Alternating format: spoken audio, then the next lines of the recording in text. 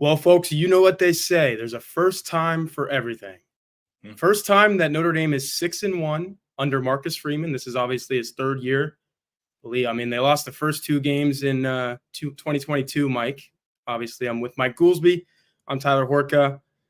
Last year, 5-2 is what they dropped to after losing to Louisville. This year, Mr. Goolsby, Notre Dame is 6-1, just won 5 games in a row after the Northern Illinois loss. They've got 5 games left in the regular season, so I get it. There's probably a couple tougher games in this back half than there were in the front half. Louisville doesn't look like the team that maybe we thought they were. USC is not the team that we thought they were. But Navy and Army are a couple of pretty good football teams, it looks like. So it might not be as easy to win these next 5, Mike, as it was to win the 5 that Notre Dame just won. But after Notre Dame lost that game to Northern Illinois, if you would have said you beat Stanford by 42, you beat Georgia Tech in Atlanta by 18. Really, it was a 31-7 ball game, if you ask me. Pretty good first for Marcus Freeman to be at 6-1. And by the way, first time that me and Mr. Goolsby are riffing on this show, the Mike Goolsby Show. Please leave a like and subscribe to this YouTube channel. Mike, I am beyond excited to do this show with you, man. Because like I said, I watch you and Singer do this thing all the time. Love your perspective. Former Notre Dame captain. You know what you're talking about. Mike tees you up to say what you need to say. I'm just hoping I could do that tonight a little bit. Well, yeah, it's probably been a long time coming if we're honest about it. And a lot like Notre Dame's team this year, it's next man up. You know, Singer brought a child into this world. He's got his hands full the next couple of weeks. So next man up. But no, happy to be here with you, man. And quite frankly, folks, you know, you've been scrambling since what you said. You got to the airport this morning, flying home from Atlanta at 7:30, and you just walked in your front door an hour ago, give or take. So yeah, you mentioned preparing for this show by walking the dogs. I love that. You got to let some steam out. I got home, walked the dogs, ate dinner. Now I'm on here with you. But no better way to spend the Sunday night, man. Because like I said, we just saw Notre Dame beat Georgia Tech pretty soundly in Atlanta. Like you said, I was there. Thankfully back in South Bend now after the long travel day that it was. But I will say, while we're on this theme of firsts, Marcus Freeman, first time being 6-1. First time me and Mike Goolsby are doing this show together. First time for me to see a game inside Mercedes-Benz Stadium. And I don't know if you've been there, Mr. Goolsby, but heck of a venue. I was a little displeased by the fact that it didn't fill up all the way. But sometimes when you get these neutral site games, you don't know how many people you're going to get in there for it. But I don't know what it looked like optically. I haven't watched the game back on TV, but I love that venue. And I would say it was probably 50-50 or maybe even 60-40 in terms of Notre Dame fans versus Georgia Tech fans. It was a pretty cool spot for a Notre Dame football game. I've never been there, but yeah, you mentioned the optics. There wasn't so many shots of the crowd. It was a lot more graphic of 63% odds to make the playoff. I'm sure you've heard about this on social media. So every 3 minutes they're rolling up the same. So a lot of graphics, 63%, not so many shots of the crowd. But no, I'm glad you had a great trip. So yeah, I mean, kind of getting into the game, where are they at in the season? This, Tyler, felt like a fun win to me. You know, there's some clunky spots per usual, but I think like the special team success and the kind of the surprise elements to that, it made it kind of fun. And quite frankly, like to continue to see like young players hit the field and the team and the performance otherwise not really miss any strides, that's always fun to watch. I mean, Leonard Moore, round of applause. It's like, not to say Benjamin Morrison who, but in this game anyways, you didn't miss him. So that has to make you feel good going in to the back half of the season. Yeah, let's pay some bills real quick, Mike, before we get into the rest of that game. Show is sponsored by Home Field Apparel, obviously some vintage Notre Dame stuff. Mike Singer's rocking that all the time. College football is in full swing, and you're going to want to make sure that you're geared up as best as possible, which is where we meet today's sponsor, Home Field Apparel, a premium collegiate apparel brand based in Indianapolis, right down the road here from South Bend. You guys know that I love their clothing. Mike Singer loves their clothing. It's good dad clothing, I would say. He can, nurse the baby, give the baby a bottle while wearing a little loose t-shirt or something like that. You get brand new clothing with a retro look, but not retro tears or smells. Shirt might get a little smelly feeding the baby, though. My brother's got a 1-year-old, and I can attest to that. So Home Field is always rolling out new clothing items as well, including a really unique coach's jacket. The clothes fit great and are very comfortable. I highly recommend you head to homefieldapparel.com to check out the entire Notre Dame line. If you're watching on YouTube, we appreciate you guys. That's what you're seeing here. And if you have friends that are fans of another school, Home Field has licensed clothing for over 180 colleges. Use code BGI, good for 15% off your first order at Home Field. Again, that's code BGI for 15% off your first order at Home Field. Check out Home Field and gear up for an exciting season ahead. Mike, we're already over halfway through this exciting season. And like I was saying, it's exciting because Notre Dame is 6-1. I think we both thought that going into this game that it would get to that point. But I thought that maybe Notre Dame would actually score first in a game for a change. This was Notre Dame's fourth game in a row to trail in the first quarter against the team that obviously it's favored over. So what did you make of Notre Dame trailing Georgia Tech 7-0 after one quarter? I mean, it was a slow start, especially for the offense, but it was my first question to Marcus Freeman. How the heck do you guys keep pulling this off? You've been in locker rooms where you're trailing. It was 31 points in a row until that garbage time touchdown. Against Stanford, it was 49 points in a row. How are they going from looking like they do early to eventually what they get to, which is what you think Notre Dame actually is, that better version that you see throughout the game? Yeah, it's an interesting question because you could kind of look at it two separate ways, Tyler. It's like, how do they start slow and then find that switch and okay, get their bearings, off we go. But then it's like, why is it 4 games in a row now you have that slow start? So I was thinking, like, to your point, you're on the road in a fun, big venue, NFL venue. Maybe you kind of hit the ground running, have a faster start than maybe like an afternoon game at Notre Dame Stadium, but that wasn't the case. It does seem like I could speak like defensively. Maybe we'll start there. Golden's got that bend but don't break kind of philosophy. And then he can either delete, and we'll get into that, like watching the all 22 stuff, like he'll either delete something or add something to kind of shore up some leakage on the defensive front, which is kind of what you saw this week. And then offensively, I'll tell you, the level of nuance in infighting is much, much too strong of a word, Horka, but it's like, if you look at what Denbrock's tasked with doing, and I know you and I have got notes on Riley Leonard as a passer, and I think we're very much in lockstep there, but you still you have an offensive line you don't necessarily trust on a 3rd and long with added pressure. You've got a quarterback. Does Marcus Freeman trust him to uncork a long ball? So it's like, in a lot of ways, Denbrock feels like when you watch the game, and in particular when you watch him back, Horka, Denbrock's calling a game with like one of his arms tied behind his back. And there was an exchange. This was after the Tyler Buckner fake field goal. I got it all scripted out here. Okay. Georgia Tech calls timeout. Riley, brutal underthrow. He's trying to hit Jaden Thomas kind of on a post. And then Marcus Freeman, after that underthrow, at that stage in the game, whatever we're up 24-7, Marcus Freeman is on the mic like this, like, do not throw that ball. Boom, boom, boom, boom, boom. He gets off the mic and he is just shaking his head. A lot more emotive from Marcus Freeman this week, which is also notable. Then we get a tackle for loss. Then we're going to run our quarterback power, our bread and butter. Rocco Spindler jumps off sides. We miss a field goal. So it's like, if Leonard does want to, like, okay, put the finals nail in the coffin, let's air the ball out, get some style points. Freeman's like, nuh-uh, we're not doing that. He was on the mic. So there feels like there's a wrestling match, and there's a lot of moving pieces involved there. It's like I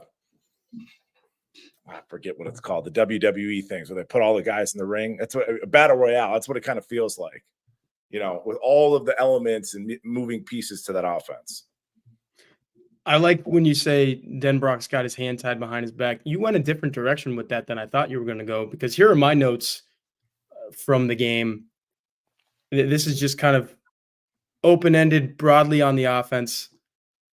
I said I still don't see a wide receiver, like a star wide receiver on this team. And I kind of singled out Jaden Greathouse here. If he's so good, if we talk about him as highly as we do, why is he only targeted 3 times in a ball game? He caught all 3 for 43 yards. I think Riley Leonard had his best throw of the day on the back shoulder to the sideline to Jaden Greathouse. And then that's when Jaden Greathouse was matched up one-on-one. That's when he feasts. Can we get him one-on-one a little bit more? Like, if he's that guy, then why is it not happening more? I see offenses across the country get their best wide receiver matched up one-on-one with the guy that they think they have the matchup in. You get more than 3 targets out of that at a lot of schools across the country. You don't get that at Notre Dame. Some other reasons for that, I think the offensive line is still coming along. And this is where I thought you were going with Denbrock's got his hands tied behind his back. The quick game, Goolsby, it worked. Like, that's what got Notre Dame out of a funk there in the second quarter, was just throw it out really quickly to Bo Collins. I think they even threw it out to Aeneas Williams. Like, get the ball out of your hands quickly, because this offensive line might not be holding up as much as you thought. Riley Leonard can't throw the ball downfield. That's just a thing. That's just the thing that's happening. That's another thing that's tying Mike Denbrock's hand behind his back. So what does he do? He uses the one free hand that he's got, and he's like, I can do this, this, and that, and we're going to get down the field. Goolsby, they scored touchdowns on 3 straight possessions, excluding the kneel down at the end of the first half. That's what won Notre Dame the ball game. I thought that was a lot of Mike Denbrock doing a really good job of, quite frankly, overcoming what he does or doesn't have. Because I think, yeah, you've got an excellent running game in 2 guys who are averaging over 6 yards a carry. We're going to get into the running game. That obviously helps. But you still need to throw the ball a little bit. And all Notre Dame did to throw the ball in this game was 5 yards here, 5 yards there. Let's get down the field that way because we know we can. And then we'll run it in with Leonard and Love. But what do they say about, it's like a throwaway footballism, Tyler? Like the quick game, like a tunnel screen, bubble screen. What do they say? It's an extension of the run game. Exactly. You know, so to your point, in terms of like, yeah, having the hand tied behind your back, you don't trust the offensive line to give him time to set up appropriate deep routes. Add to the fact, you don't necessarily have that like stud freakazoid, take the top off a defense, unique talent out there. We thought we did with Chris Mitchell. That's what you're told. You maybe know you have that with a KK Smith, but then Bo Collins, who's supposed to be a boundary kind of possession guy, more often than not, he's your deep target. But is that the case because he and Riley seem to have a decent connection, or they're trying to build that connection? But I could tell you, I think you hit on something there, Tyler, in that Riley Leonard as a deep ball thrower, I think like the book has kind of been written there. Well, what do you think about this, Goolsby? I think I don't know who sent in the chat, but here we go. Was that Leonard's fault or was it Collins' fault? Because I've watched it 5 times. Yes, Bo Collins does pull up. He stops his route. That's why the defensive back catches that ball without a Notre Dame guy 3 yards around him. But I think that's an errant overthrow anyway, isn't it, Mike? Like he overthrew that. It was a bad throw. He's not. I would. So we'll watch the All 22 on Patreon, by the way. So I'll trust Coach Clark's his 2 cents. You know, him breaking it down. But Riley said you were in the postgame presser, right? Like he said, I should have never thrown that ball in cover 3. But more to the point about like, I mean, that's an isolated incident for sure, but like more to the point about him as a deep ball thrower, he doesn't feel like the Miami of Ohio bad interception was kind of on the hashes. Like anything hashes in middle of the field, he's not comfortable. He either overthrows it, and then the next one he underthrows it, and then the next one he overthrows it. Like he just doesn't have that kind of touch. I do think he has the arm strength to throw the ball 40, 55 plus, 50, 55. His best deep throws, from what I can kind of gather thus far this season, they're outside throws to his right. And I was watching this game because there is potential with the offense, and it's like it really did seem, Tyler, like they were trying to feature Mitch Evans, and he looked great. Like this is the best I think I've seen him look just overall moving around. But there were third and criticals, and you've got Mitch displaced. He's basically a slot receiver to Riley's left. It's like based off the numbers, the statistics rather, he's not looking to his left. So it's like you got some fun pieces. I just think the coaching staff really needs to kind of like just really drill into, okay, here's our 3 or 4 dudes that we want to feature, Tyler, and where are we going to put them at? Obviously one of those is Jeremiah Love, and I want to get to him, but let's knock out a couple of super chats really quickly. Gordon, appreciate the $10. Mike, what did you think about? My ears perked up, and this is a journalist's perspective, but I want the player's perspective. Leonard Moore in the post-game press conference deliberately told the media, we only prepared for Haynes King to be Georgia Tech's quarterback. Zach Pyron comes in and completes 9 of 9 passes for 81 yards. Georgia Tech is winning 7-0 after the first quarter.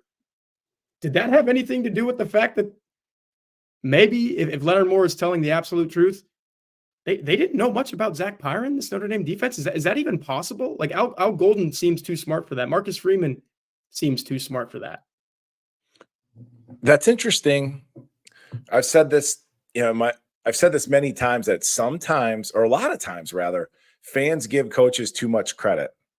This isn't like a clinical science lab where it's like, it's just not. So, but I mean, if you were in Al Golden's shoes, I might do the same. I mean, he's their best player on offense. So it's like, okay, I'm not going to like, in this other kid, Pyron, like, what's he? I think he played 3 games.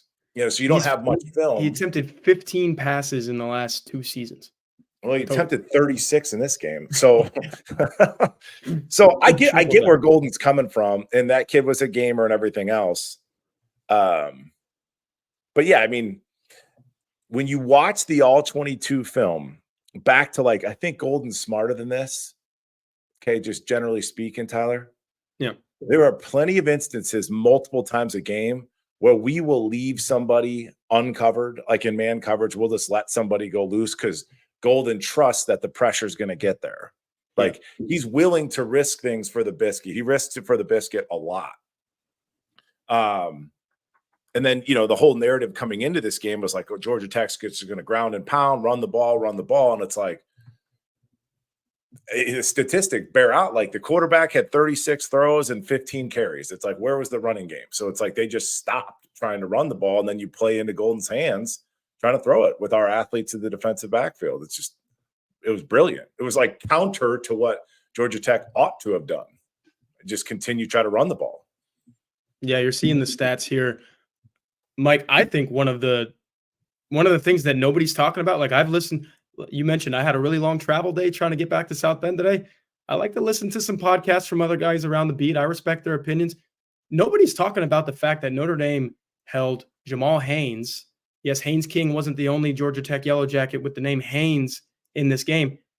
Jamal Haynes rushed for 128 yards and then 170 yards in the 2 games leading into this thing. 8 carries, 15 yards. He did get into the end zone once, but how about 1.9 yards per carry for a guy that I think is one of the better skill players on Notre Dame's schedule this year? And Notre Dame basically eliminated him. Yeah. Well, there was a play, and Drayk Bowen's name will come up on this podcast. There was a play, and I want to say it was second quarter, midway through the second quarter, one of Drake's tackles. And that little running back got his, he took one on the chin. He got his bell rang. He kind of laid on the play. It's like, I don't know if he wanted any of that smoke in terms of the level of physicality that Notre Dame's defense came to play with. I think there was an element of that. This isn't, maybe what he's accustomed to. Yeah, we're going to be bouncing around all over with our notes tonight, but if one thing leads to the next, let's. That's how we do it. Tyler, forgive me. It's how we do it over here. I love it because we both have some running bullet points that we need to get to, and as long as we cross those suckers off, then we're in good shape. Drayk Bowen. Here's a stat for Drayk Bowen here. And I get it. Pro Football Focus is what you make of it.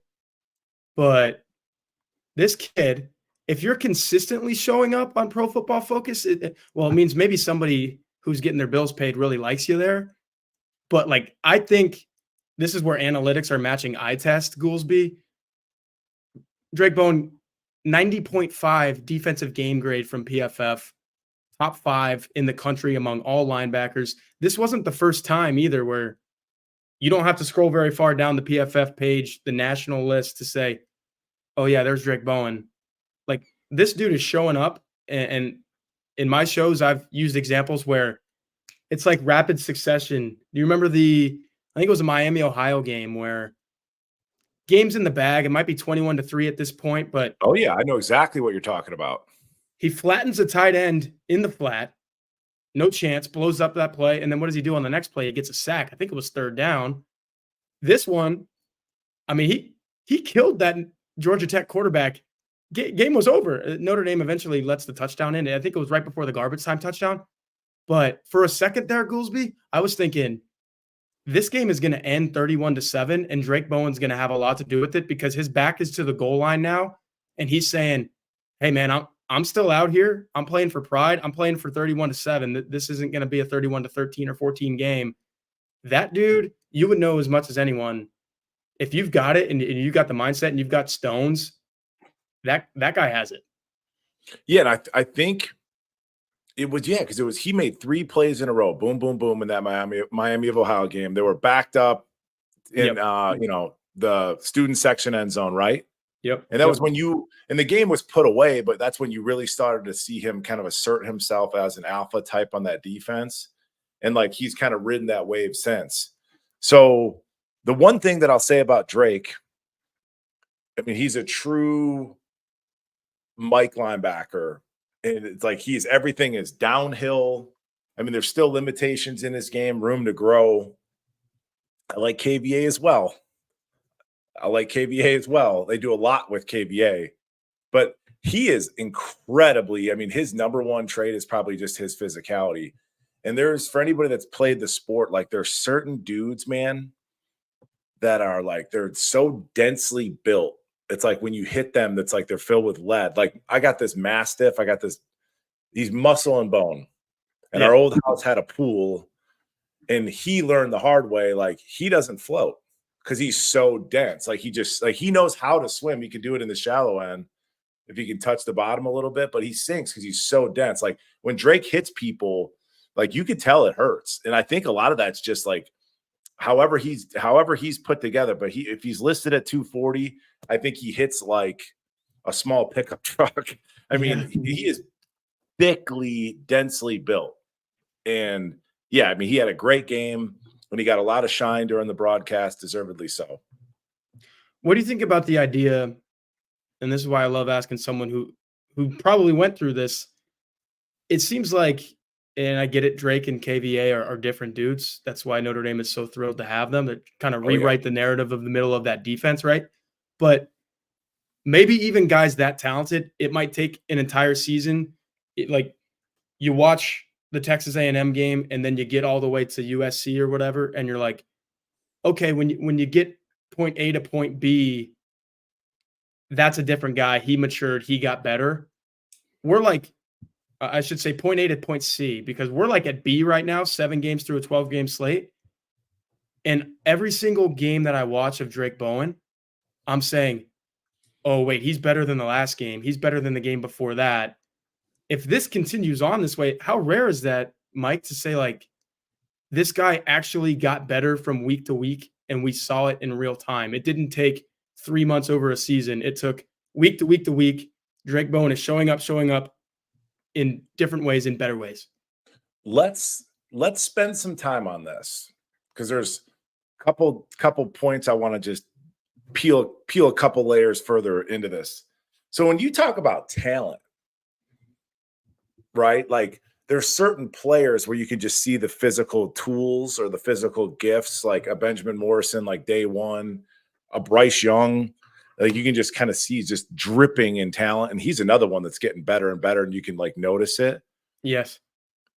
I tend to think that KVA has more physical talent. I agree. And just in terms of, like, he covers a lot of ground, dude.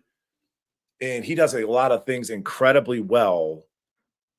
Both kids, both young men, Drayk as well as Kingston, like their wiring is like close to perfect for the position in terms of like their level of intensity and all this stuff.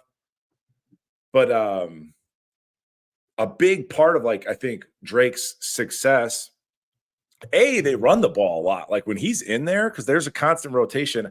I tracked there was like because I like to compare Kingston and Drayk. Love them both. But like Kingston's first series, it was all passes. Like I think I tracked there was like when he was playing true inside linebacker, he saw 3 design runs. There's a couple quarterback scrambles, whereas like when Drake's in, he's getting more opportunities to make plays like in the box as a middle linebacker. So it's funny how that plays out. But you know, Drayk was a stud in high school, dude. Like this isn't really anything new to him. He's a stud. He really is. He's a 2-sport stud. He'll be a future captain, as will Kingston. So I don't think the moment's too big for him. And you know, you can't forget about an Osbury either. Yeah, I mean, he's playing incredibly well. I mean, 2 tackles for loss this game. He might be actually, I think I will say, I don't know, KVA might be up there with him, but in terms of open field tackling, I mean, the one that he made in this game, I think Jaden Osbury might be the best of those young linebackers, and obviously even throw Jalen Sneed in there with them. He might be the best open field tackler. Like he doesn't give an inch, and like you'll see a linebacker kind of recede a little bit because they don't know if they can stand their ground right. Jaden Osbury gets right up on him, doesn't lose the point of attack, and he's like, I'm going to make this tackle. And like you said, 2 tackles for loss. It's probably because he knows he can, and he ends up doing it more times than not. And it's interesting too, because in so many ways, brother, playing linebacker is playing running back. It's the same thing. It really is. I mean, it's just the way it goes. And I always think like the way Osbury's built, because he is small, especially compared to some of these other guys. He's small. Yep. But like he can bring down a running back almost because he's built like that in terms of that short area quickness, making those minute adjustments to make an open field tackle. But that was an incredible play. But I do think like, yeah, Drake's a super physical player. He's very demonstrative on the field. You love to see it. Defense feeds off of that. I think it started in the Miami game. I can't wait to see like Kingston be able to play like true Mike linebacker and just like let him play his natural position. You know, he got like, you know, he might be one of our best edge rushers, Tyler. I mean, he like watch the tape. He really is. And then Sneed, I want to make one point about Sneed. He's still kind of getting comfortable as an inside linebacker as a will, but boy, Horka, can that kid run? And it's almost to his detriment where he's got to learn. You don't need to get shot out of a cannon every single snap, especially when you're as fast as you are. You know, so he overruns plays, because he's just so damn fast. It's just like, it's fun to watch, but he's really just got to work on perfecting that craft and kind of honing it in. This is an interesting comment here while we're on the topic of linebackers, and I was pulling up an article that I did today. Again, I'll mention Pro Football Focus, but haven't seen heard much about Kaiser. How many snaps did he play in this game? Look at this, Mr. Goolsby. You got the snap count there? He played 33 snaps to Drayk Bowen's 30, but there were only 2 players per Pro Football Focus who graded out with a grade of 80+. Drayk Bowen led all Notre Dame defensive players with his grade. I already mentioned that. Jack Kaiser right behind him, 88.6. Again, he played 33 snaps. Drayk Bowen played 30. I think this is a relevant point here. The rotation is exactly like Max Bola said it was going to be, and I think it's incredible. Like even Jalen Sneed, who we've been documenting has been playing less and less, he plays 18 snaps in this game. And then Kingston plays 28. And then Osbury, I think, 30. Yeah. How remarkable is that, Mike, that you have 33, 30, 28. What did I say the other one was? I know Sneed was 18. 15, 18 Sneed, something like that. Yeah, 18 for Sneed. These guys are all playing. Like Al Golden and Mac. Yeah. Just Sneed, you can't leave Sneed to his own devices. If you're going to put him in the box, send him. we blitz these guys enough. But no, folks, and again, it's like the whole you want to grab onto the Drayk Bowen thing. It's never as good as it seems. It's never as bad as it seems. You know, he had a lot of run throughs. I mean, I think what probably his best play of the game was a quarterback scramble. He had the back man to man. I was going to put up the all 22, but I don't want to get anybody in trouble. But he kind of jumps off the running back, makes a tackle along with Kaiser. But yeah, I mean, there's a lot of plays where he's unblocked. So I'll say this next, these next slate of games with the Navy Army mixed in there, I would fully anticipate you'll see a lot of Drayk Bowen KVA on the field together. This isn't a game where you get cute trying to get Snead his reps as a will or whatever is the case. I wouldn't anticipate seeing much Snead against an Army Navy just because you have to be so disciplined. And I really think the added size you get with a KVA and Bowen is an added bonus here. Now, does that, a base look with Kaiser out there with those guys, or would you go like big dime? And because I think Rod Hurd is an excellent tackler, and that look might shake up Navy in a way, or Army, that because these offenses are just rolling right through guys. But what if you had Jordan Clark out there with Rod Hurd, with those two linebackers that you just mentioned, obviously the defensive front? Like, could that be a kryptonite for an option offense? You're saying, I'll go along with it. So you're saying like slide Hurd inside where he's playing inside linebacker? Basically. I wouldn't do with Golden. I wouldn't rule anything out, Horka. Yeah. Because you will see snaps that you saw at this game. And we'll probably jump back to offense. Sorry, Horka, but a couple of just other defensive notes off the top of my head. There is times where you will see nobody in the box on Golden's defense, or they completely vacate the middle and he just trusts his athletes on a given run play or a scramble to just close in the ball. You saw Schuler playing inside linebacker this past game.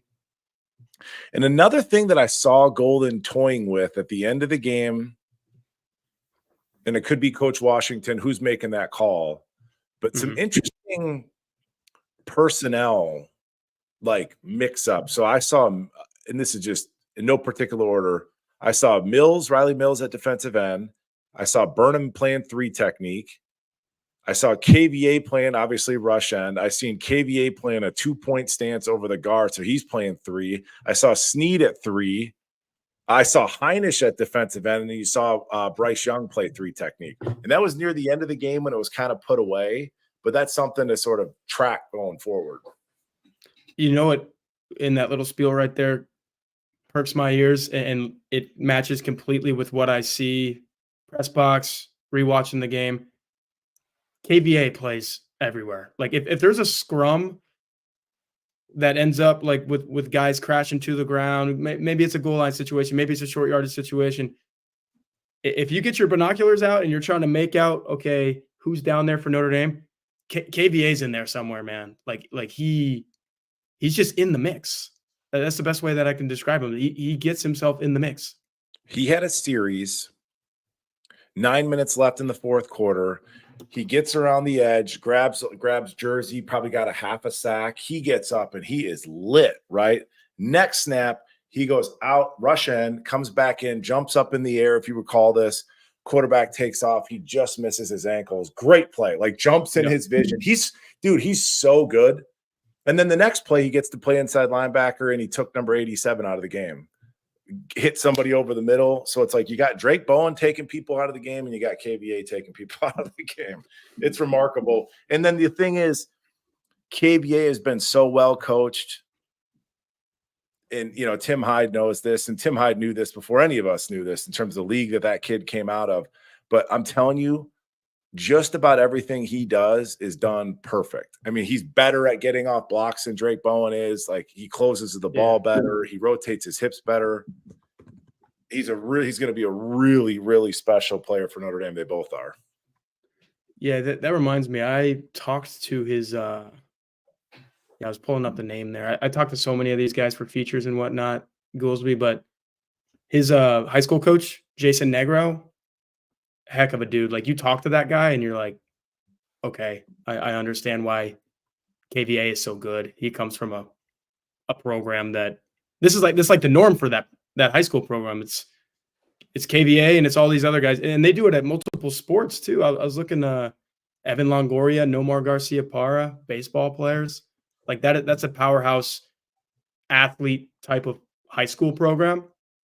And KVA comes to Notre Dame, and you already see it as a freshman. Sounds like it's it sounds like it's a program where there's a standard of excellence. And hopefully he's, bringing that in. I would say the same thing about a Bowen. Osberry's a kid you don't want to get lost in the mix. And yeah, and Kaiser's always been, somebody brought up Kaiser, and then we'll jump back to the offense. Yep. But Kaiser's always been kind of an unheralded guy. He's always been incredibly productive, even in his limited snaps, getting interceptions, forcing fumbles, what have you. But no, Kaiser had a great game. I mean, Kaiser probably played in the NFL. You just know it. Yeah, it's funny. The last thing I'll say on this is Kingston Villamulasa's mom. She's very active on Twitter.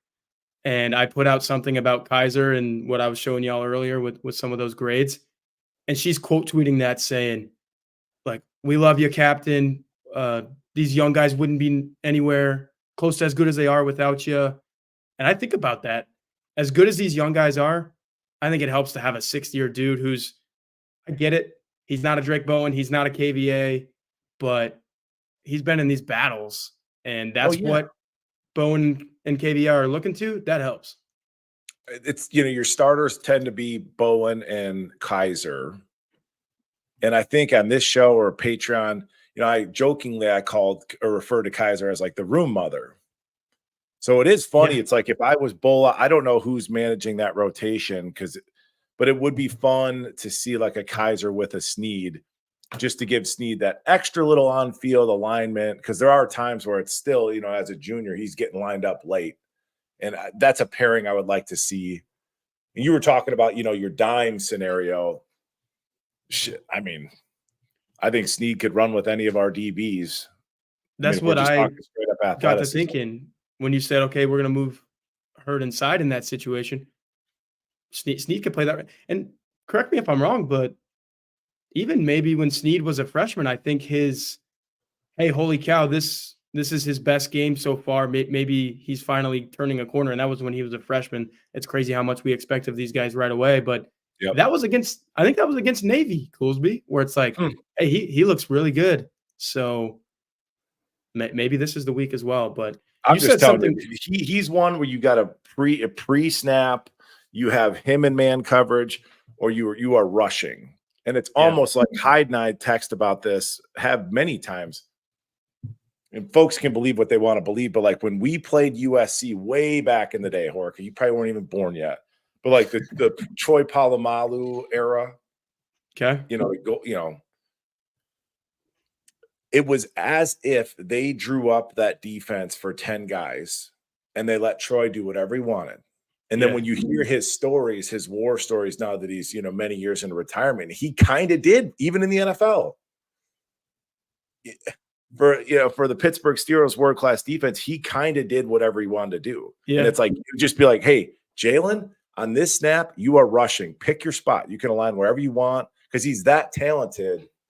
And I just want to keep him encouraged. I want to keep him engaged. Yeah, I will say it was not great to see the way he walked off the field after the Louisville game. And I get it. We're a couple games removed from that. But Goolsby, I was standing right there. And I'll tell you right now, he wasn't happy. He was not happy leaving that field. So every week is like a new season for these guys. You flip it and you flip the switch and you go. But that kind of emotion might stick with the kid. Like he remembers when he felt that way. So I think the point that you make about keep him guided in the right direction is probably a pretty important one. We want to keep him happy. Another player we want to keep happy, real talk, Jeremiah Love. Let's put him on the screen here. You said something a couple of minutes ago that really got my gears turning. The wheels started spinning. You said playing linebacker is a lot like playing running back. How crazy is it that both number 4s on this football team, I think they play football very similarly? Because when I said Jaden Osberry doesn't give an inch, Goolsby, this guy, Jeremiah Love, will literally run right at a defender and get as close as he can because he knows I don't have to make my move to get by this guy until I'm right on him. And when I do that, I'm giving away space right now so I can have more space in a minute. And sitting there in the press box of that stadium, it was kind of, and you get the all 22, right, Goolsby? So you get that end zone look a lot. That's kind of more or less what we got at this stadium. And this was the punt return, but he did it in a couple of other instances as well. He took that pass for 25 yards. The punt return, he got right in the dude's grill and just kind of slipped to the side, and because he knew he was going to get by him. Goolsby, my point on Jeremiah Love, and I think we both kind of came to this consensus, but in my notes, I said there aren't a lot of players that can average 2.6 yards per carry in a game. And I still leave that press box saying he was the best football player in this game to me. And I get it. Xavier Watts is out there and some other guys making some plays on a really good Notre Dame defense. But overall, I think Jeremiah Love is just a football player. And it was more than the 2.6 yards per carry. I mean, he scored a touchdown. He got involved in the passing game. He moves the chains on a freaking fake punt, man. The longest developing one that you'll ever see. But you can do that when that's the guy that you end up getting in the hands and you let him go. I think he's phenomenal. You saw it in the high school film. And this is like, I promise I'm not going back to talking linebacker, but like with Drayk and with KVA, both exceptional. I prefer KVA. Jadarian Price, Jeremiah Love, both exceptional. I've always preferred Jeremiah Love. The kid makes everything look easy. It's incredible. And even when he's doing incredibly, like the one check down that he had for 12 yards, he breaks a tackle. And then there was the 25-yard reception that he had. He had a touchdown, by the way, that got called back too. Yeah. And he was just jogging. He would have scored without the hold. It was a hold on Anthony Knapp, but he would have scored without it. But my point is the guy rarely even has to like play full speed. But the one 25-yard catch, even Louis Riddick, who was a great player in his own right, was an NFL scout. Live broadcast, Louis Riddick's watching this, Tyler. You'll see it when you watch the TV copy back. Louis Riddick's like, he was like, whoa. He audibly said that into the microphone because like he's so much faster and so much smoother. The usage frustrates you, because he's our best fullback. I mean, he's our best player on offense. It's not even in terms of God-given ability.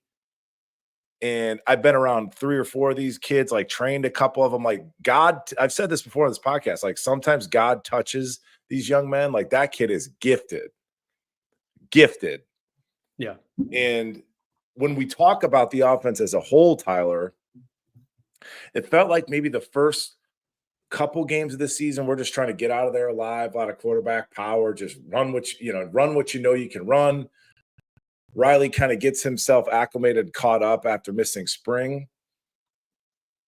We still don't know quite what the offensive identity is, but it's just like at this point, you kind of know who your dudes are. And like, why can't we just feature our dudes versus like, hey, Riley had a great game. He threw for 200 yards. I don't care. I'd rather see Jeremiah get 180 on the ground. Does that make sense? And then by the way, real quick, sorry to cut you off. You good? We turn this game off, turn off the Georgia Tech game, and you go watch Georgia, Texas. And it's like ETN is featured. It's like they kind of put that game on his back. He's featured. And I understand Dylan McCullough's philosophy in terms of rotating backs, but can you alter your philosophy if you have a player like Jeremiah Love, Horka? I think you should. I'm trying to pull this up. You sent me this tweet earlier, and I think it goes exactly with what we're saying here. Nice. Yeah, great timing. Can't zoom it all the way in, but this is what you're talking about. I think Dylan McCullough, and I love him, heck of a coach, obviously. Recruiter, everything's working in his unit right now. But you see those first 2 words? I'm trying to zoom this in. Maybe this will work. Yeah. You see that, Goolsby? He calls it the stable talk. I think maybe he leans into that a little bit too much. Where, I mean, one of my most – I live tweet these games because I love it. It's like a running diary, man. People are so locked into that social media app during these games, and they want to hear what you're thinking as it's happening. And when Devin Ford got a carry in I think the first quarter or the second quarter, Notre Dame's losing this ball game 7-0, and Devin Ford is getting a carry when you have Jeremiah Love on the same roster and you have Jadarian Price. Heck, man, what I saw from Keedron Young and Aeneas Williams, I would give it to those two guys before I give it to Devin Ford. And I get it. Devin Ford, fifth-year guy, loves the program, all that. But you've got talented backs, starting with Jeremiah Love. And these stats that Dylan McCullough goes through, he's talking about the big blocks, the touchdown run for Love, Price with 4 first downs on 8 carries. That's pretty significant, man. You're taking every other carry for a first down, 3 runs of 15-plus yards. So he's rattling off all these stats. But that's what Dylan McCullough is into, Goolsby. He's into – remember last year when they called it like the 5-headed monster or whatever? It didn't need to be that, though. Just let Audric Estime and Jeremiah Love go. So one of the best parts about being an ex-player and then the spring game thing when Coach Freeman allows all these guys to come back, they have like a cocktail hour with the coaches. So I got to kind of, because I know Denbrock from when I was there as a player, his first go around as a tight ends coach. Yeah. So that was like that. I will cherish that, by the way, Horka, like just kind of getting to have a drink with Coach and like really have a one-on-one conversation. But I was also blessed enough to talk to Coach McCullough. Real cool customer, but he was like, yeah, that's my pitch to recruits. And it's true, where it's like, you don't want to go into the, I know you want to win a Heisman Trophy and you want to lead the country in rushing and whatever, but you're going to the NFL with a lot of mileage on your tires, and it might hurt you getting to that second contract. So that's his philosophy behind playing 3 or 4 guys. But go ahead. Here's my thing on that, though. Unless your name is Jeremiah Love, you're not really increasing your NFL draft stock by playing at Notre Dame in this running back room, are you? Like, has Jadarian Price with his 40 carries this season, maybe 49 through 7 games. That's 7 carries a game. Is he putting enough tape out there to like get to the next level? I don't know. Maybe I'm totally off base in this, but like Jeremiah Love is going to be fine as an NFL prospect because these scouts see the same thing that we're seeing, see the same thing that these people in the chat are seeing. Like, okay, yep, that's an NFL running back. But maybe someone like Jadarian Price, who doesn't quite have all of those tools as Jeremiah Love, he go to, I don't know, maybe he would have stayed in state and like went to Texas or somewhere like that where he is in that game that you mentioned last night, like an ETN running 20 times or whatever. Would that be better for his NFL resume? I'm not sure. I'm just kind of spitballing here. No, that's why we're here, Tyler. That's what we do. Just sort of pontificate. And yeah, I'm with you. And then beyond that, in the transfer portal era, like you got to keep these kids happy. I mean, I'm telling you, Jeremiah Love, dude. I mean, is he the best running back in college football? Here's a stat. I mean, I'm not on the right website now on my second monitor, but let me just tell you something. So ETN is going to have more yardage, more carries, right? Forgive me. Of course, the Boise State kid. The Boise State. We're about to get flooded with the comments with the Boise State. Oh, I'm going to get we know. We know. Yeah. Little people know, like we film these podcasts. Like your poor Tyler, he's been up for it's like it's 9:00 at night. Some things slip your mind. I'm a glutton for punishment, though, Goolsby. I miss all this sleep because I'm traveling for Notre Dame. But last night I was watching TCU Utah in the hotel room at 1:30 a.m. when I should have been sleeping. You know, you got it bad. You're a true degenerate. Welcome to the club. But I just think, the McCullough philosophy, totally get it. I subscribe to it. I love it. But you might alter it with a Jeremiah Love, and then these weird. Yep. Because I'm telling you, every time he touches the ball, in particular in space, so stop running inside zone with Jeremiah Love, but particularly in space, he's toying with these kids. It looks like his high school film because he's so fast in the short area quickness and the confidence at which he plays and the toughness too. So it's like, they love to mention, because ESPN does their homework, right? So everybody knows he's a 10, 500 meter guy. He won the one state 100 meters in Missouri. But like that's his speed is a big part of his game. But I'm telling you, like his contact balance, he's almost like a Walter Payton in terms of like some of the hits that he takes and gets out of and falls forward. Yeah. How about the one first down run where He takes a guy head on, just completely gets out of that collision, spins a couple of times. By the time he's across the line to gain, there's 3 defenders on him. And it leaves you wondering, how the heck, I'm going to use the point A to point B thing again. How the heck did this guy get from point A to point B? So many other dudes in the country would have gotten lost somewhere down the road. Ask him, Horka, and you know what he'll tell you? I don't know. Yeah, I'm just telling you, that is a gift. That's something you could teach, and he's got it. And again, we're not like taking anything away from Jadarian Price. I think Jadarian Price is an NFL running back. Jeremiah Love's an NFL running back. But the difference is, we all loved Audric Estime, right? Love everything about the kid. But was he a 5th-round pick? Jeremiah Love is at a different level in terms of his potential. And Kyren Williams is setting the world on fire, 5th-round pick. I mean, Jeremiah Love, if this is trending the way it's going to trend, he's going to go higher than the 5th round.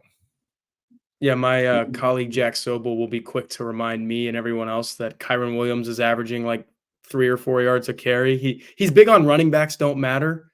Goolsby, he's like you can get an Audric Estime in the 5th round is basically his argument, but Jeremiah Love's don't grow on trees, and I think that's where we agree is like, if you've got this guy, you should feature him. That's your whole point right now. So I will ask you this. I'm not sure if you know the answer. I'll be very impressed if you do. Oh boy. The last 2 games. So Stanford, Georgia Tech. How many first quarter carries does Jeremiah Love have? Total? In carries. Both games. We're adding up both games. We're adding up both games. Carries? First quarter. 12. Oh, I just threw up in my mouth. The answer is 2. He had 0. Okay, let's get into this. Because we know Freeman wants a conservative approach on offense. We know it. He wants to play defense. It's old school Big Ten football. Fine. That's what we're going to do. But can he not have the best of both worlds? Can he not have his cake and eat it too, Horka? And that's like, yeah, we're going to run the ball, but we got this crazy talented athlete, so you might get a little bit of explosives out of it as well. And then why is it that like in some of these, pucker factor games, we're not giving the ball to Jeremiah Love? It's like we're running Riley Leonard. It's very frustrating. Yep. And let's see, Riley Leonard. You just ruined my week, Tyler. Isn't that a crazy stat? No, he didn't touch the ball at all in the first quarter against Stanford. I know we talked about that. I noted that. Yeah. No, but even in this game where you talked about that first series that just actually that you were talking about a different series. So what did happen in that first series? Remember the first offensive series of the game? I don't think I saw it on my broadcast. The other game was winding down. Missouri was winding down. So Riley Leonard scrambles for a gain of 7 on the very first play of the game. And then to Notre Dame's credit, they do give it to Jeremiah Love on the next play. He only gains 1 yard. It's poorly blocked when he only gains 1 yard. But then on 3rd and 2, just like on 3rd and 2 against Stanford, they went to the air. So what are you doing on 3rd and 2 on your first series of the game when Riley Leonard runs for 7 yards, Jeremiah Love gives you 1? You obviously have to go back and kind of see how the circumstances were going, but I don't hate giving it to Jeremiah Love again. Maybe like my philosophy on that is, okay, he only got 1 that time. Is he really only going to get 1 again? He might give you 2 or 3 or 4 this time. So. And again, nuance matters, brother, because there's been some interior leakage on the offensive line, and they're steady enough in pass pro. Do they play well? Do they play poorly? They're average. And it's like they don't play well enough. When you needed a long passing play, they don't play well enough. You can't trust them. And then, Riley's still not comfortable. It's a mess. But like there's some leakage on the interior line, especially like picking up stunts and stuff. And that number 88, Biggers, Zeke Biggers, that guy's a monster. And obviously Rocco and them had their hands full. But why are you hitting the ball up inside with Jeremiah Love? And this is, folks, like, I've been doing this damn podcast for 5 years, and this is the stuff that makes you want to quit doing it.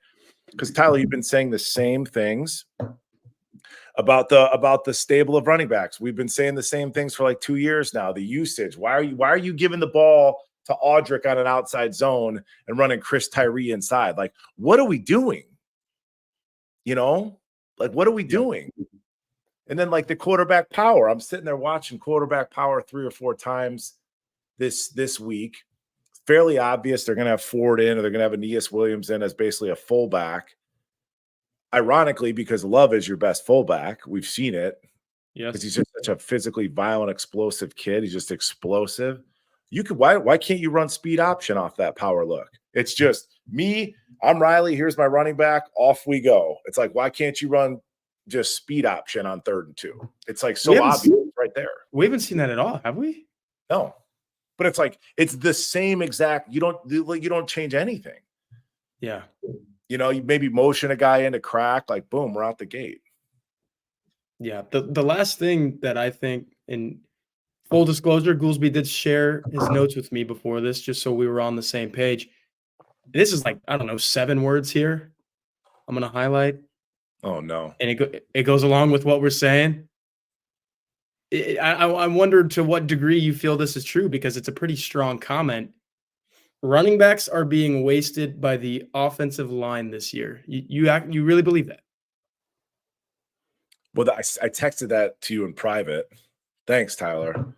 Hey, I said in we're fine. sharing notes. I think to a degree, yes. To a degree, yes. I do. So, everything's limited. Everything's limited by the offensive line. The wide receivers are being limited by the offensive line. I'm on board with that. But there's so many plays where it's like, as good as Jeremiah Love is, as good as Jadarian, as good as all of them are, as good as they are, it's like that play is dead in the water because we can't pick up an inside stunt over and over and over and over and over and over again. This is why I'm sharing your notes. You got younger kids with more ability that might be hurt, and then you got older guys with less ability. They don't have the physical tools to stay in front of somebody. The people are agreeing with you, so that's why I'm sharing this stuff, Goolsby. They say correct take. Yeah, they are. So I'm curious, like, how much better does it get than 77 carries, 462 yards, 7 touchdowns? That's 6 yards a carry for Jeremiah Love. 49 carries, 329 yards, 3 touchdowns, 6.7 yards per carry for Jadarian Price. I get it. You're not huge on the numbers, but like it's as simple as maybe this is the best example of this, Goolsby. We talk about Jadarian Price being so feast or famine. I think it's a lot because half of his carries, he is getting hit right at the line of scrimmage, and that's an offensive line thing. So maybe Jeremiah Love can turn that into 3 or 4 yards, but Jadarian Price, that's why you're seeing the -2, the -1, the 0 next to his name on so many of these runs. So you know what? You might be swaying me on this take. I do think the offensive line could stand to be a little bit better for these guys, but it's crazy because those stats that I just rattled off, anybody would take those. So no, it must be really good. It's a weird season too, because I saw some stat. It's easy to do the math, but like in our last so many games, we've won like 280 to 50. Like our margin of victory is absurd in terms of like the points. Like it's lopsided. You can look it up. Somebody will find it. But somehow it doesn't feel dominant.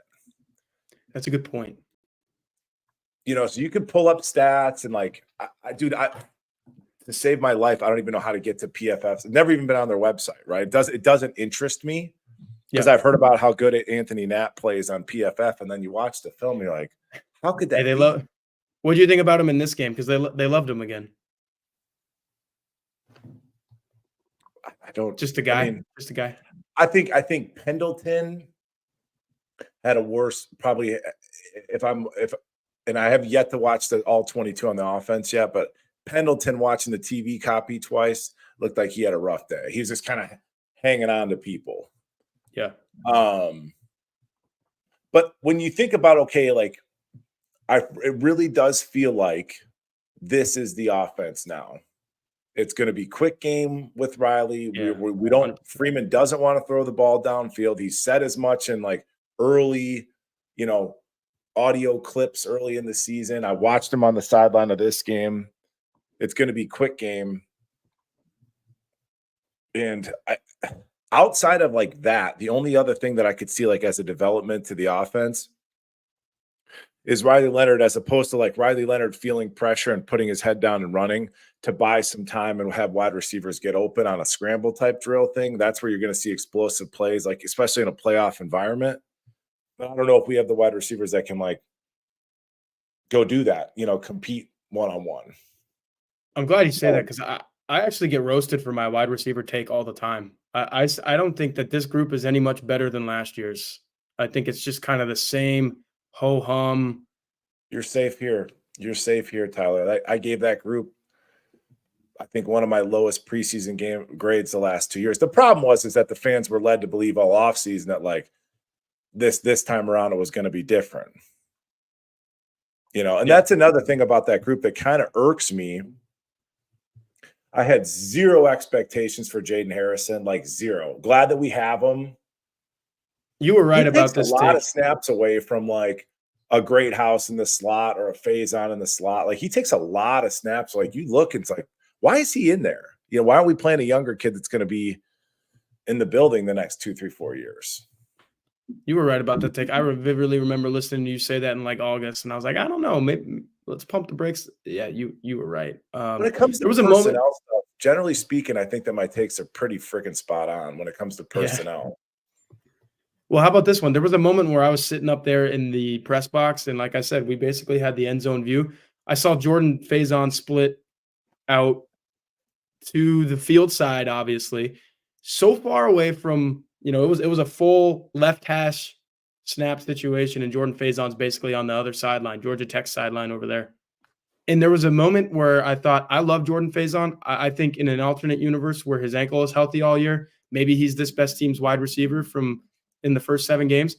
But there was a part of me sitting there thinking, okay, even if Jordan Faison's 100% healthy, I don't see a universe where this Notre Dame offense is able to, well, one, maybe I don't know if he's going to get open on his own. 2, Riley Leonard's never going to get this guy the ball. And I'm thinking, if that is what I'm thinking right now, Notre Dame's basically play on half a field. And that's not great if you can't distribute this ball to your field receiver, who I happen to think is maybe this team's best wide receiver in terms of athleticism and what he can do. Yeah, he's got some unique gifts. Faison does. I'd be willing to bet it when you're talking about the spacing or the splits. Bet you $20 we ran the ball on that play. Some of our splits are pretty indicative. It's an easy tell, at least watching on TV. But no, to your point about Faison, he had so much tape on his ankles. It looked like he had like snow boots on out there. I was down on the field before the game. He looked like a Budweiser horse. That's how big his ankles looked. Goolsby, there was a moment in pregame warmups where the receivers are just running go routes, get the quarterback's arms loose, get the guy's legs going. Faison caught one, and he did the old, I can't stop because I've got no change of direction with these boots on right now. And he just ran straight up the tunnel. When I saw that, I was like, he's not catching a pass today. Didn't even get targeted. So your point is kind of why have listen, the offense is what the offense is until the offensive line can improve. And that's that comment about the wasting the backs with this offensive line. That's kind of what it's rooted in. It was a huge question mark going into the season. It was, in terms of ranking all the different rooms. And now you're down a number of starters. It's like, what do we expect? But one saving grace too, I was thinking about this. You can complain all you want about Riley Leonard. Oh, by the way, I missed like the first half of the first quarter because I was doing something. Obviously, I have the game recorded, and I tweeted, "Hey, just sat down to watch the game. What I missed?" 50 responses. This is a shit show. Riley Leonard sucks. Like every single one was like brutally negative, And I was like, everybody's got to relax. Marcus Freeman wanted Riley Leonard, right? That was who we picked in the portal.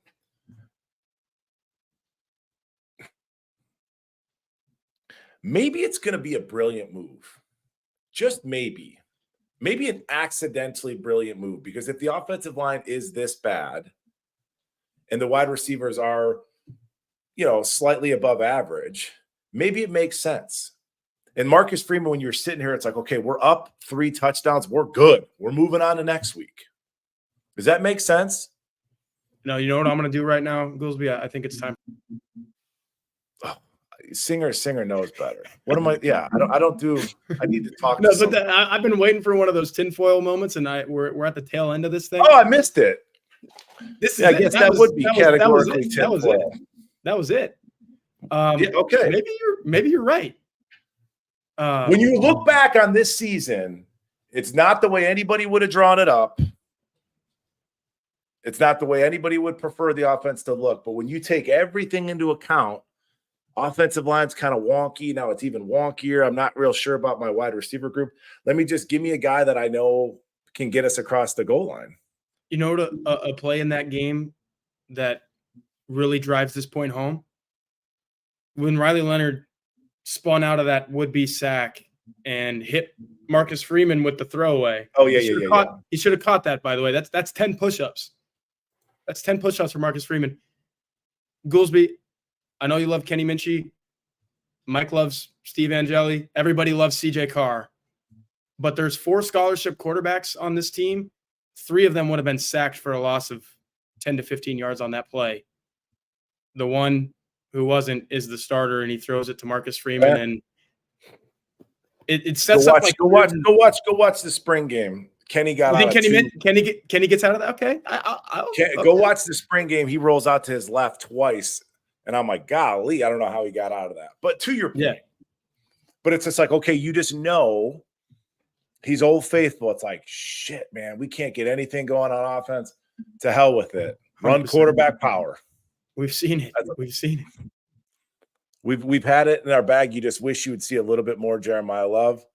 And then as we kind of wind it down, Tyler, unless you've got anything else. Nah. You need some rest, brother. But I'm not going to lie to you. There was a point 2 minutes ago where I was looking at the time and I was like, I might be asleep within 15 minutes of this thing ending. Well, good for you. Well earned. Well, the rest of us were watching on our couch. I don't feel that bad for you. But you were saying something though. I can't get out of here without mentioning Tyler Buckner. Yeah, we didn't talk enough about the special teams. No, it was fun. People want to complain about everything. We pulled out that fake field goal when we didn't need it. You could read Marcus Freeman's lips 3 snaps before that. You can kind of hear it. I mean, maybe. Here's my tinfoil hat thing. Yeah.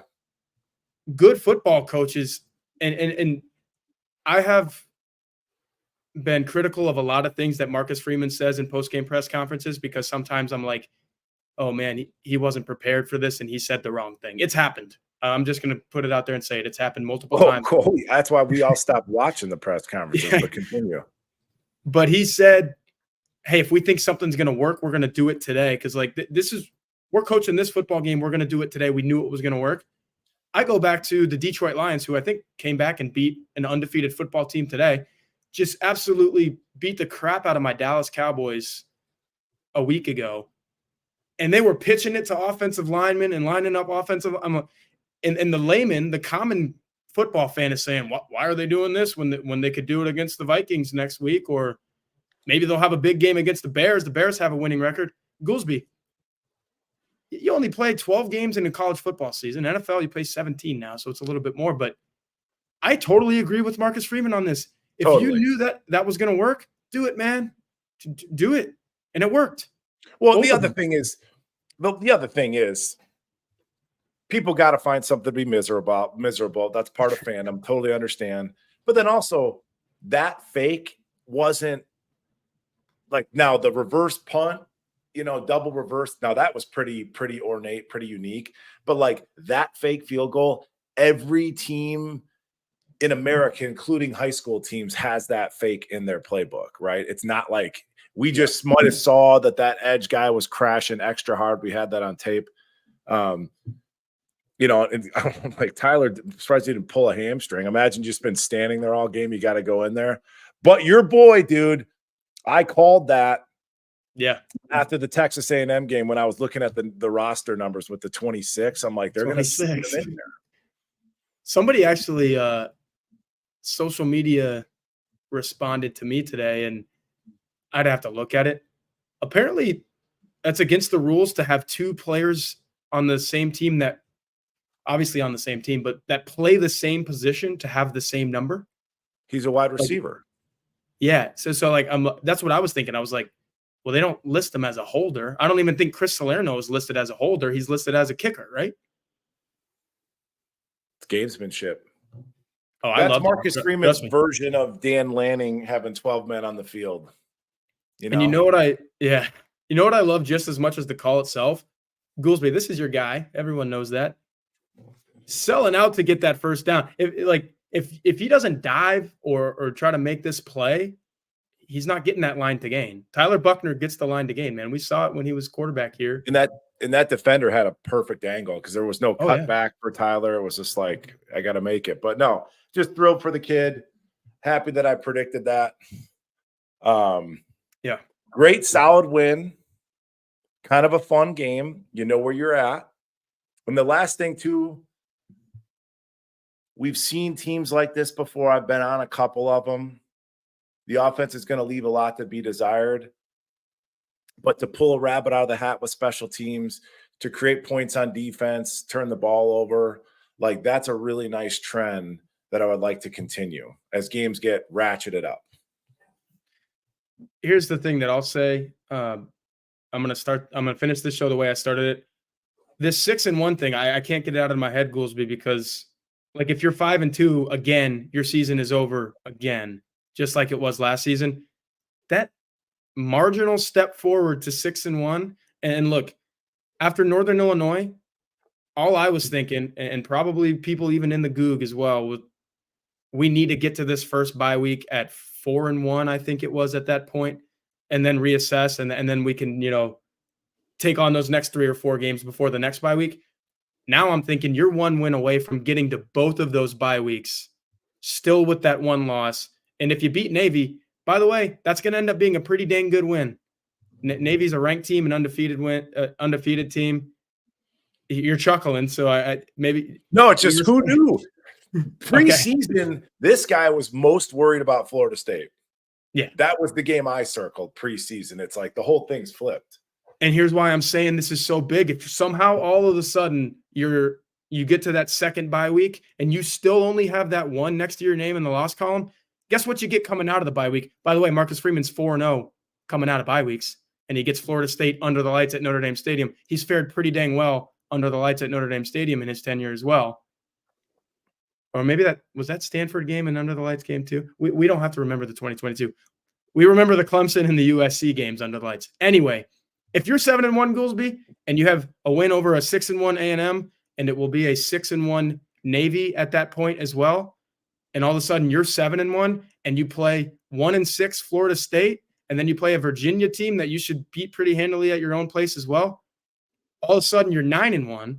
You just got to beat another service academy. Like I'm going through this, but it seems a lot more doable now than it was on September 7th or whatever it was when we're like, how the heck did Notre Dame just lose to Northern Illinois? Like I'm finally starting to see that path. I don't know if you see it the same way.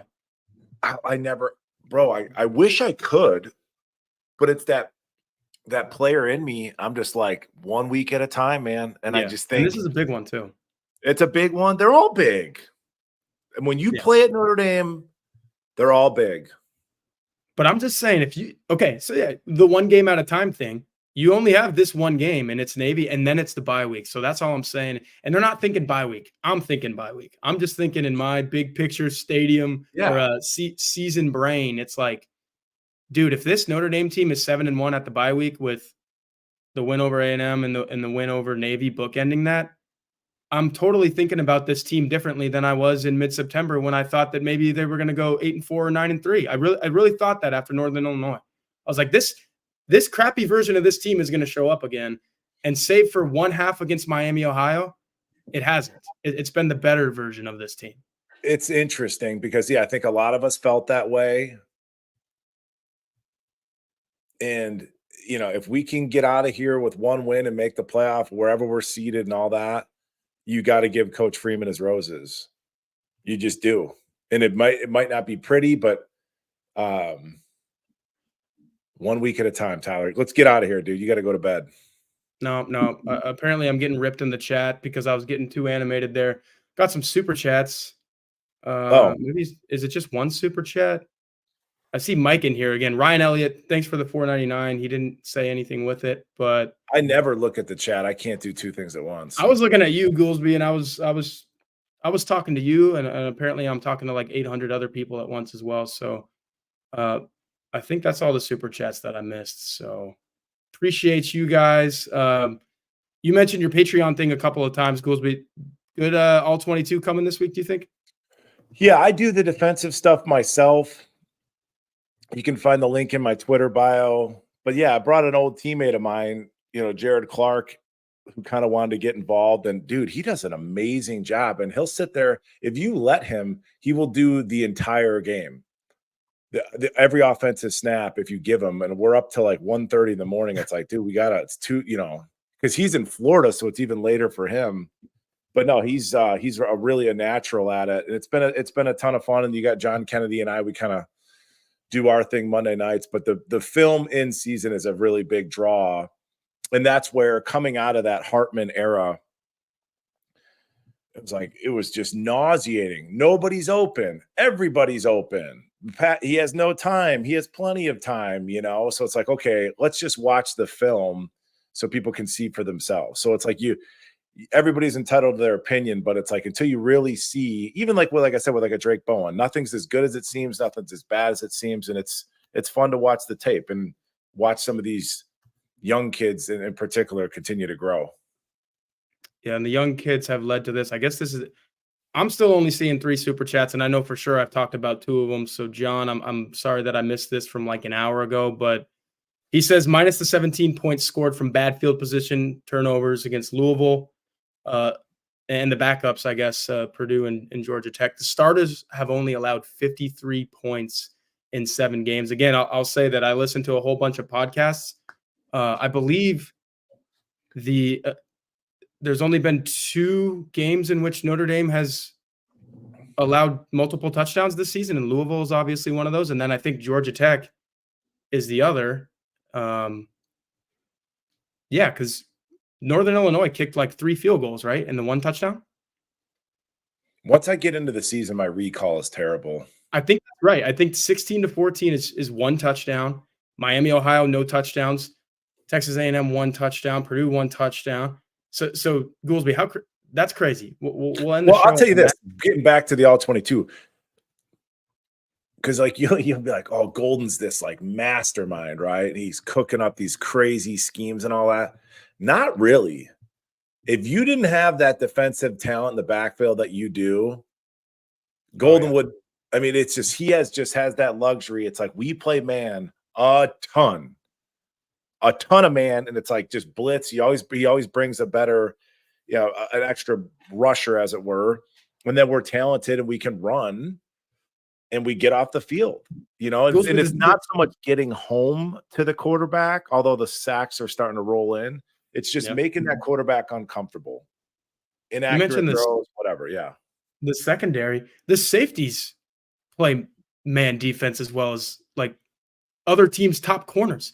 Like, I think Xavier Watts is an insane man coverage guy at this point. Rod Hurd, obviously, he's got corner background at Northwestern. He plays man. Jordan Clark is manning guy. Every single one of those guys that play significant snaps in the secondary will play you man to man and feel very confident doing it.